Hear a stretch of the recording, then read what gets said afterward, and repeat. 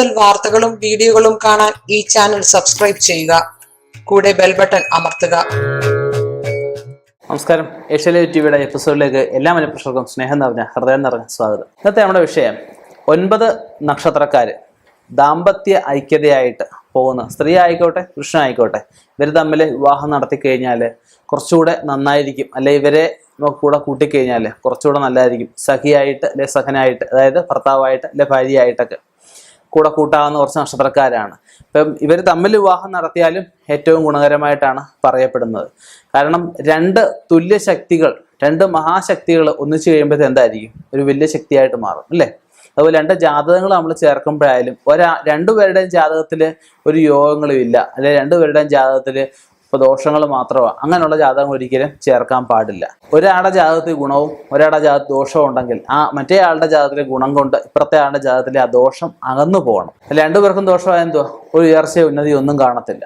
ഈ 2 പേര് ചിലപ്പോൾ എല്ലാവരും പൊരുത്തം നോക്കുമ്പോൾ പൊതുവെ നാൾപ്പൊരുത്തം എല്ലാവരും നോക്കും, ഗ്രഹനിലപ്പൊരുത്തം ഒന്നും ആരും നോക്കാറില്ല. ഗ്രഹനിലപ്പൊരുത്തം നോക്കി നടത്തുന്ന വിവാഹങ്ങൾ എല്ലാ കാലത്തും നിലനിൽക്കും. ഇപ്പോൾ എല്ലാവരും പറയുന്നുണ്ട് ജാതകവും എല്ലാം നോക്കി വിശദമായിട്ട് നടത്തുന്ന കല്യാണമാണല്ലോ, മുടങ്ങി പോകുന്നുണ്ടല്ലോ, ഒരു ഡൈവേഴ്സ് ആയി പോകുന്നുണ്ടല്ലോ, അല്ലെങ്കിൽ വിവാഹം നിശ്ചയിച്ച ശേഷം പയ്യനോ അല്ലെ പെണ്ണോ ഒക്കെ ഇറങ്ങി പോകുന്നുണ്ടല്ലോ എന്നൊക്കെ പറയും. അതൊക്കെ നിമിത്തം നോക്കിയാൽ മനസ്സിലാവും. നിമിത്തപ്രകാരം ഒരു ഉത്തമനായ ജ്യോത്സ്യനാണെങ്കിൽ അവർ വരുന്ന സ്ഥാനം, ആദ്യം ഇരിക്കുന്ന സ്ഥാനം, അതുപോലെ ആദ്യം പറയുന്ന വാക്ക്, ആ സമയത്തെ ജ്യോതിഷന്റെ ശ്വാസോച്ഛ്വാസം, ഏത് മൂക്കിലൂടെയാണ്, വലത്തുമൂക്കാണ് ഗുണം, ഇടത്തുമൂക്കിലാണെങ്കിൽ ആ വിവാഹം നടക്കത്തില്ല. അപ്പം അങ്ങനെയുള്ള ശ്വാസപരീക്ഷണം എന്ന് പറയും. അപ്പോൾ അങ്ങനെ ഒരുപാട് കാര്യങ്ങൾ അതിനകത്ത് കണക്കാക്കേണ്ടതായിട്ടുണ്ട്. അങ്ങനെയൊക്കെ കണക്കാക്കി ഒരു മുഹൂർത്തം അല്ലെ ഒരു പൊരുത്തം കുറിക്കുമ്പോൾ അതുകൂടെ കണക്കാക്കിക്കൊണ്ട് പൊരുത്തം അല്ലെ മുഹൂർത്തം കുറിച്ച് കഴിഞ്ഞാൽ ആ വരുന്ന ഫലങ്ങൾ 100% കറക്റ്റ് ആയിരിക്കും. പിന്നെ ഇങ്ങനെയുള്ള കാര്യങ്ങൾ ഫോണിൽ കൂടെ ചോദിച്ചു കഴിഞ്ഞാലും ഒരു കാരണവശാലും ശരിയായിട്ട് വരത്തില്ല. ചിലപ്പം ജ്യോത്സ്യനുമായിട്ട് സൗഹൃദത്തിലായിരിക്കും, ജ്യോത്സ്യനെ ഫോണിൽ കൂടെ വിളിച്ചു ചോദിക്കും, ഇന്ന ആൾ തമ്മിൽ ചേരുമോ എന്ന് ചോദിക്കും. ഒരിക്കലും പാടില്ലാത്തൊരു കാര്യമാണ്.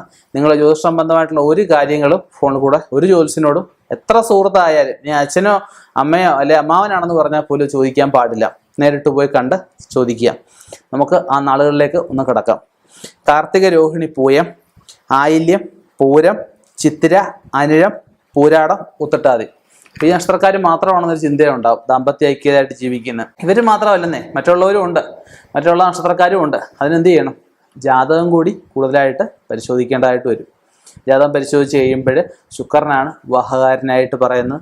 ദാമ്പത്യ സൗഖ്യത്തിൻ്റെ കാരണമായിട്ടൊക്കെ ശുക്രനെയാണ് പറയുന്നത്. ശുക്രൻ നിൽക്കുന്ന സ്ഥാനം, ലഗ്നാല്, ചന്ദ്രാല്, ശുക്രാലും ഒക്കെയാണ് നമ്മൾ പൊരുത്തവും ഒക്കെ കണക്കാക്കുന്നത്, പാപദോഷങ്ങളെയൊക്കെ കണക്കാക്കുന്നത്. അപ്പോൾ അതൊക്കെ വിശദമായിട്ടൊന്ന് വിശകലനം ചെയ്തതിന് ശേഷം ആ വിവാഹം നടത്തുകയാണെങ്കിൽ 100% അത് നിലനിന്നു പോവും. സംശയമില്ലാത്ത കാര്യമാണ്. ഇനിയും ഇതുപോലെയുള്ള വ്യത്യസ്തമായ വിഷയങ്ങളുമായി കണ്ടുമുട്ടാം, സംവാദിക്കാം. നിർത്തുന്നു. നന്ദി, നമസ്കാരം.